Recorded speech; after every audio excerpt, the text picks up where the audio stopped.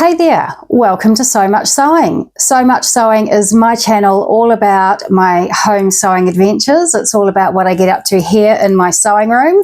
And actually I can see behind me there's a pile of PDF patterns that one wrong move and they're all going to come piling down on top of me, but I'll try and be careful. Does anybody else's sewing room look like this with piles of PDF patterns lying around? I'm sure I can't be the only one in the world. My name is Catherine anyway, if you haven't been here before. If this is your first time here, welcome. I hope you enjoy my video. What I wanted to do is do a really good pattern review on the Soraya jumper by Fibre Mood, this little beauty here. Normally I just sit down, turn the camera on and start waffling, but I've made a whole bunch of notes today. I really wanted to give you a really useful and informative pattern review so that hopefully if you've been sitting on the fence and trying to decide if you will make this pattern or not, hopefully it will give you the information you need to make that decision. I'm going to talk you through how I found the pattern to make up. I'm also going to talk you through at the end some ideas I have for making this clearly sort of wintry top into something much more summery, trans-seasonal. I've got some ideas which I will talk to you about at the end of this video. I've got a whole bunch of notes here, so I'm going to refer down to them. But I'm roughly going to be splitting this video up into sections. I'll also put timestamps down below, so if you feel that I do start waffling and you want to jump on to the next section, please feel free to do that. I recall I did one pattern review quite a while ago, just after I first started making videos, and someone said, you took a really long time to get to the point. So that's just me. I'm a waffler. So like I say, timestamps down below so you can flick forward to the next section if that's of more interest to you. But essentially, I'm going to break this down into an overview of the pattern, the sizing and the fabrics they suggest and what have you. I'm then going to talk about the construction and the instructions. Then I will talk to you about what size I made, and this will surprise many of my regular viewers, and how I felt about it, you know, what I might do differently next time. I'll also, just after that, show you images of me wearing Soraya. So if that's all you're interested in, then please flick forward to that timestamp down below. I'll tell you whether I love or hate it, and I'll also tell you how I think you can change this up to make it a much more versatile and not just a wintry top like this version is here. So if you find this video helpful in any way, I really would appreciate it if you haven't already subscribed. If you would subscribe, hit the notification bell, share this video with someone else who you think may be on the fence about whether they would make Soraya or not. And yeah, let's get going. So, Soraya by Fibre Mood. They give it a 1 out of 5 stars rating, meaning that they believe it's a super simple pattern to make, and I'll let you know whether I agree with that a little bit later on. They say, a favourite jumper every autumn. As I say, I think I've got some ideas on how to make this much more wintry and much more, you know, spring-like and maybe even summer-like. This one already stands a good chance of ending up at the top of your list. Soraya is an oversized model with a neckband to snuggle up in. The sleeves are simplicity itself, straight and long. The length is up to you, a little bit longer at the hips or playfully cropped. The surprising thing about this jumper are the ribbons, allowing you to play with a ruched effect. Not such a fan of the ribbons? You can, of course, leave them out and opt for a more streamlined model.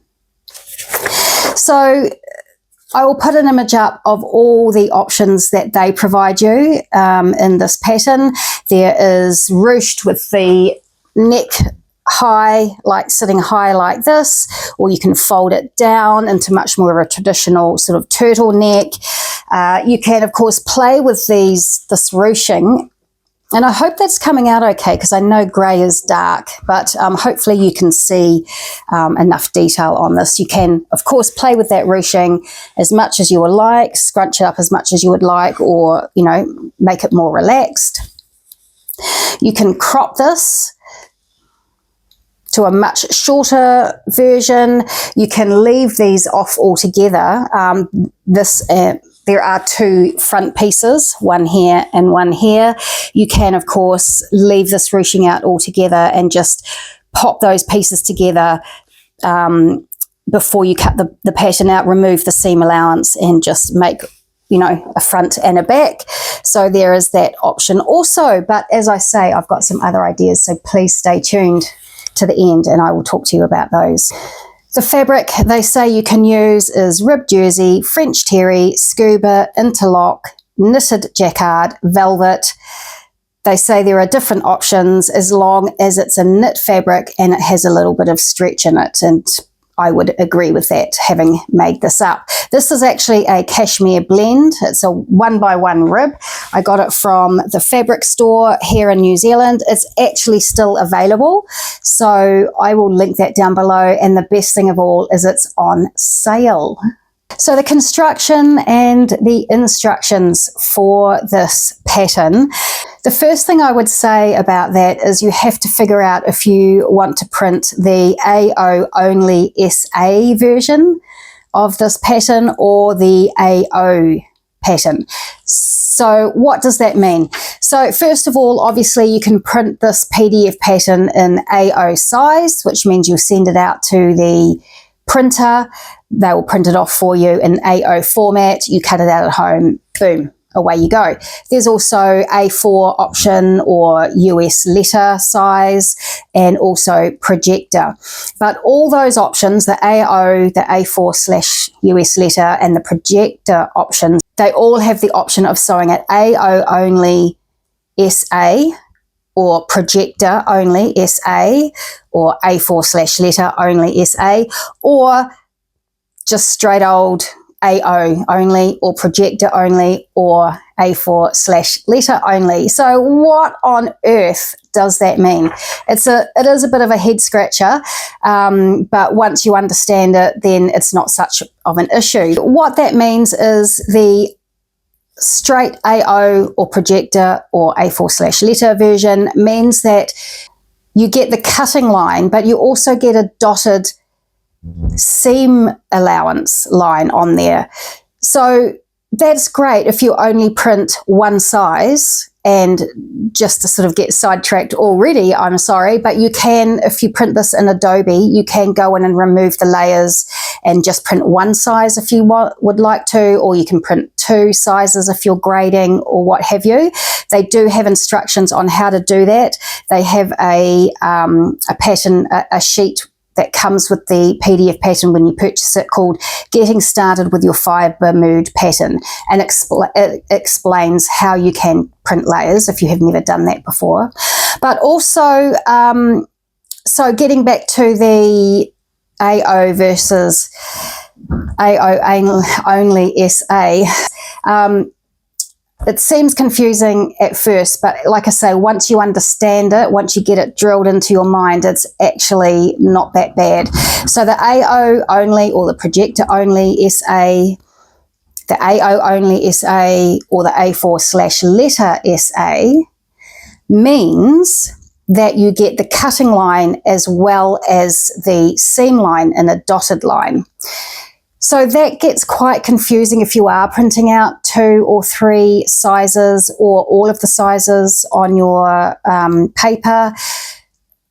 Take it from me, it gets confusing when you're cutting it out. So what I have decided to do, what works for me, is if I just print the AO version or the projector version or the A4/letter version, and that just prints the cutting line. It does not print the seam allowance. It does not print that in a dotted format. So there are less lines on the page. You're less likely to get confused. You're less likely to have a meltdown. So I guess some people would find the fact that you have the stitching line on the pattern piece useful. Personally, I don't. I just make note of what the seam allowance is, and I just usually actually write it at the start of my pattern somewhere. I will just write it, you know, on one of the pattern pages, seam allowance, whatever it is. But that actually brings me on to another point, I would say. Good luck finding what the seam allowance is on Fibre Mood patterns. I'll just stop here and say I'm not bashing Fibre Mood. I actually really love Fibre Mood patterns, but you have to know what you're looking at and where the information is before you can start, really. So the other gem of information that you absolutely need to know is also on that getting started with your Fibre Mood pattern information sheet. And that tells you that what they do is on the page that's labeled pattern pieces and seam allowances, it tells you what the seam allowance is on each piece, on each pattern piece. So you'll see that on the main body of the front here, it's got a 1 centimetre seam allowance. You'll see that on the sleeve, it also has a 1 centimetre seam allowance. But it's a little bit tricky because it tells you that on the side, on these ties, it's got a 0 centimetre seam allowance, which of course is complete rubbish. You need to sew this and turn it through, so you need a seam allowance. It also says there's no seam allowance on the bottom of the sleeve, which again is rubbish, ladies and gentlemen, because you need a hem. So, and also on where the two pieces here meet, this side panel and the front panel, it also says 0, which is bollocks, excuse my French, because it's a 2 centimetre seam allowance here, which allows you to make a channel to sew these through. So helpful and not helpful. As far as the construction goes, it is super simple construction, especially if you have made a knit top before. You can probably just plow ahead and sew it up as you know you need to sew a knit top up.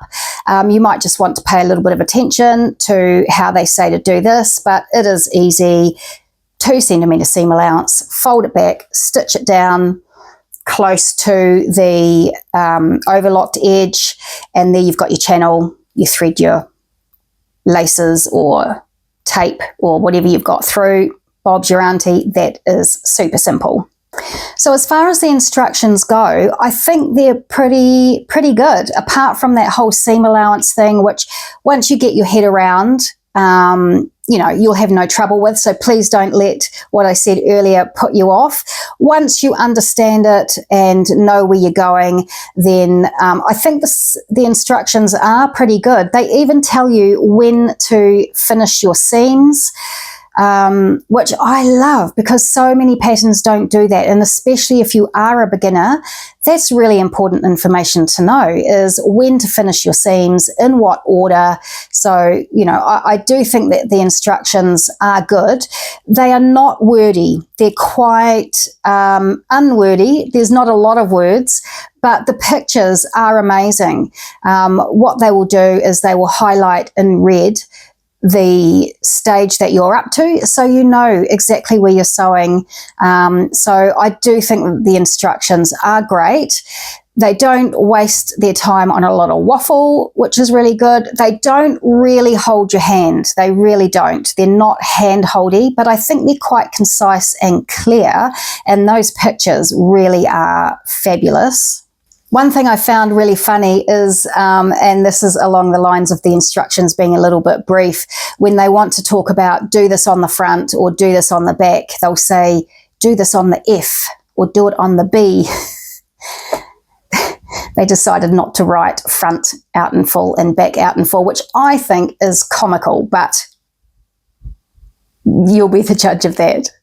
So I really think if you are a beginner and you have followed a pattern before, you should be able to follow these instructions perfectly fine. I'm sure there's sew with me's or tutorials online as well. There's bound to be. I haven't looked, to be honest, but there is bound to be. But yes, if you have followed a pattern before, you should be able to make your way through these instructions easy peasy. So they're not as hand-holdy as something like Helen's Closet, but I really do think that, and I don't want to offend anybody, I really don't. But hey, I learned to sew on Big 4 patterns, and everybody knows that their instructions are a little bit brief and they can be a little bit hard to follow. So, you know, I feel like while some pattern companies do really hold your hand a lot and they give you such detailed information step by step by step, that is good for a beginner, but there is something to be said about getting a Big 4 pattern or getting something like this that has kind of pretty brief and minimal instructions and just nutting it out yourself. Oh, nutting it out, that's what we say in New Zealand, you know, working it out yourself. So there's a lot to be said for that. If you have to think about what you're doing and you might even make a mistake or two and then you have to unpick it and do it again, that actually helps you learn. Step by step, really hand-holdy instructions are great for some people. Not everybody needs them. And as I say, if you can work out a problem yourself, then I think you're doing yourself a favor, because you will learn that skill a whole bunch better and you will retain it. So I really, really do feel genuinely that this is a good pattern for a beginner, especially if you are a confident beginner. But, you know, if you've got a little bit of experience under your belt, I'm sure you will be fine. So on to the sizing. What size I made? Did I feel it was the right size? Are there any tweaks that need making? This is where my regular viewers will be surprised in the size that I chose. So let me just talk you through that. So what size did I make in the Soraya? And do I think that the sizing is true to size? They tell you to make Soraya based on your bust measurement. My bust measurement is 109 centimeters, which is about 43 inches. So the size L is sort of 100 centimeters to 104 centimeters, which is about 39.5 to 41 inches. Or the XL is 110 to 116 centimeter range, which is 41.25 and 45 and something. I don't know, you'll have to excuse me when it comes to inches, breaking them down into fractions. It just makes no sense to me to have fractions, which is a metric system, in inches, which is an imperial system. So I don't get it. So please excuse me. But so 41 and a bit to sort of 45 and a lot inches for the next size up. So I'm in between. I'm 109 centimeters. So what I did is I looked at the finished garment measurements to try and figure out what size that I should make that might fit me best. So basically, in all size ranges, you get somewhere around 20 to 30 centimeters wearing ease, which is something like 9 or 12 inches approximately. So the finished bust measurement, garment measurement for the size large was, 139.75 or 55 inches, which even that I thought was a lot of wearing ease. And I love an oversized fit, as you all know if you have watched my channel before. And some of you feel like I make clothing too large, too oversized, and that I should size down. So I do like an oversized fit, but I just feel like that probably was too much wearing ease for me. So I actually sized down to a medium. What finished garment measurement did that give me? That's 131.75 centimeters or almost 52 inches. So I felt that was plenty of wearing ease. That sort of did give me approximately 20 centimeters-ish, or about 9 inches. So that seemed to be fine for me. At this point, I want to mention the sleeves because I'm quite short. I'm sort of 162 centimeters, which is about 5 foot, getting on 5'3", I think. So I find often that sleeves on patterns are just way too long for me. They end up down here flapping around, and, you know, sometimes that's really nice if it's a nice slim fitting snuggly top. I don't mind if it's really long and I can snuggle it up around my wrist here, but generally the sleeves are too long. But I found these sleeves were literally perfect length for me, which I was really happy about. But if you are taller than me, please bear that in mind. You may want to lengthen the sleeve a little bit. I also really like the shape of the sleeve. It's sort of a little bit wide, but it's not super wide. It's not puffy. You don't have to, you know, work hard to jam it into a cardigan or a jacket. You know, I think the sleeve is really cool. I really like it. And at this point, let me show you some pictures of the finished garment on me.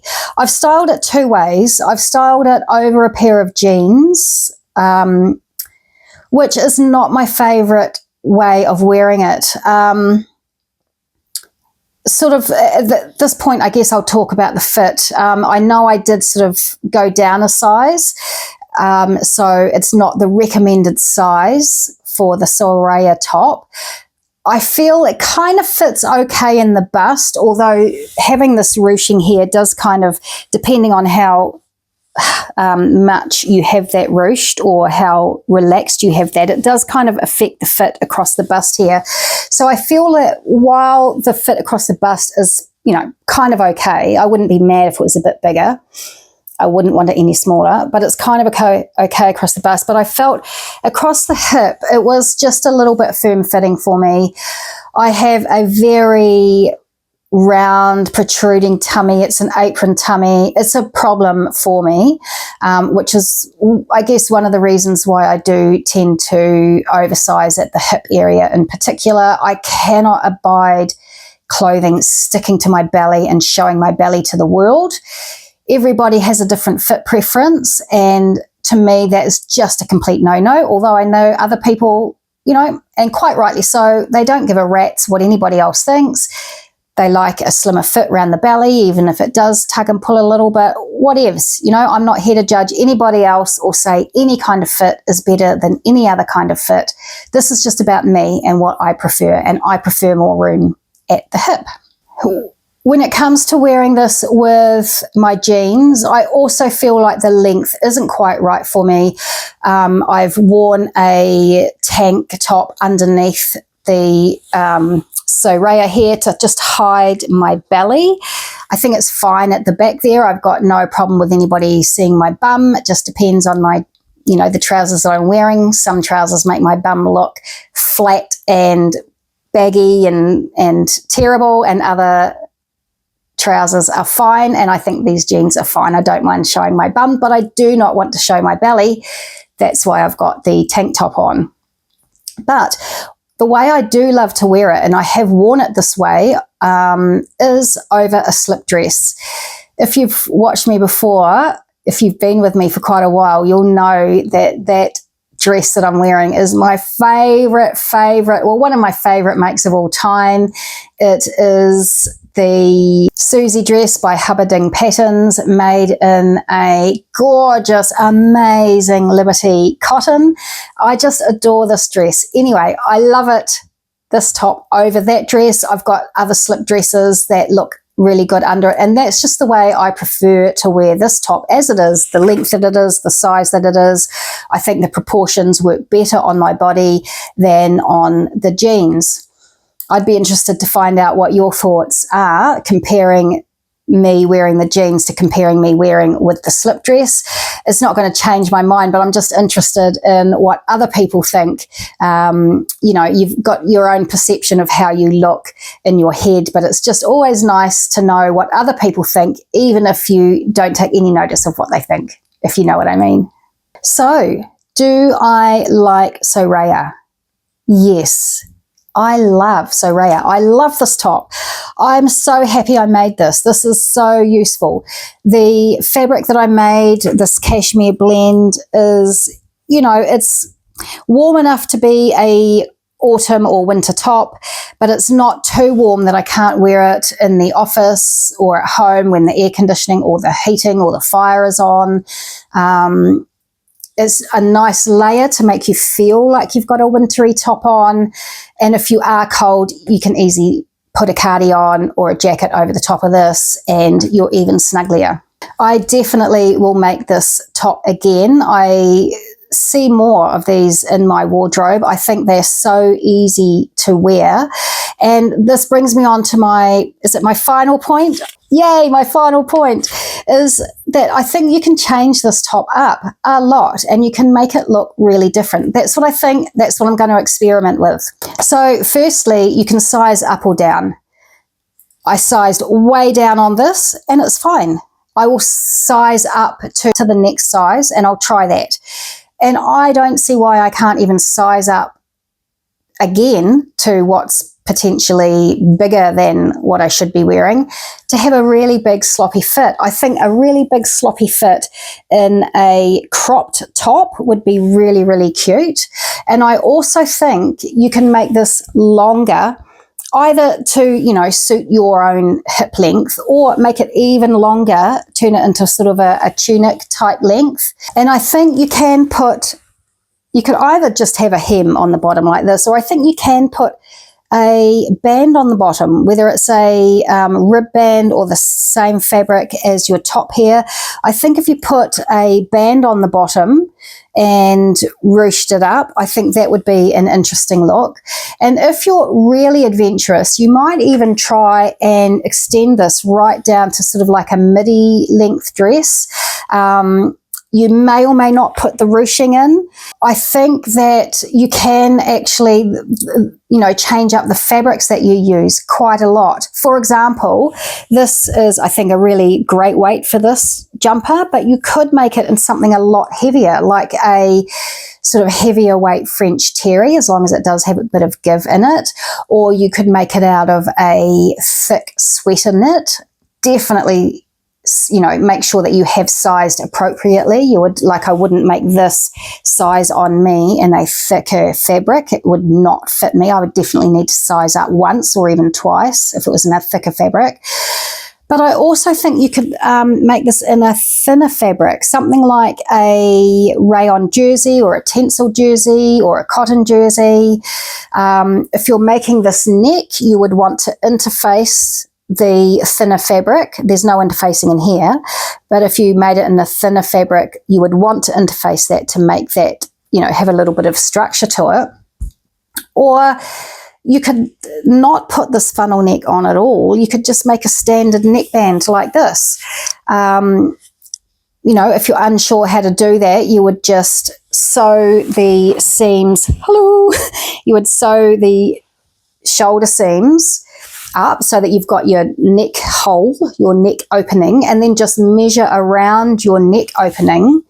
And depending how stretchy your fabric is, you would just cut a strip of fabric that was anywhere between sort of, 75% or 90% of the size of your neck. If you've got a very stretchy fabric, then 75% of your neck opening, or 80, whatever works, or anything up to sort of 85 or 90% of your neck opening if it's a fabric that doesn't stretch so much. I personally find that neck bands are often a bit narrower than I like, so I would make it wider as well. But of course, it's completely up to you. I think you can change this up substantially. The other thought I had, if you were making it in a rayon or some kind of lighter weight jersey, is you probably don't even need to put the sleeves on at all. You could just finish the sleeve and fold it under and stitch it down, and then you would have a sort of a drop shoulder t-shirt. Or you could put a band on it, just like you do for the neckband. You could put a band on the sleeve here. What else did I think you could do? I thought also, actually, if you were using a sort of a boiled wool, and some of them do have a reasonable amount of stretch, you might just leave a raw edge. You might leave the sleeves off and put the funnel collar on and have a nice thick snuggly size up for that boiled wool version with no sleeves on it, so it's like a vest. So I really think there's just a million options you can do with this pattern, and I think over time, not immediately, but over time, I'm going to have fun changing this up and making different versions. So that's it from me today. I really hope this video isn't too long, but I wanted to do this top justice, and I wanted to do a proper pattern review, not just me standing up waffling about whatever came into my mind. I wanted to make it a bit more structured and a bit more useful to you so that you know if this is a top that you would like to make or not. So thanks for sticking through with me to the very end if that's what you've done. As always, I'm always keen to hear your opinions, your thoughts on this top or anything else that strikes your fancy. But I would love to know what you think about this top, and if you would consider any of those changes that I suggested. Do be careful with the sizing, but have fun with it. I think it's an amazing top, and I think you can come up with some really great variations. So again, thanks for being here with me today, and I look forward to seeing you next week. See you later.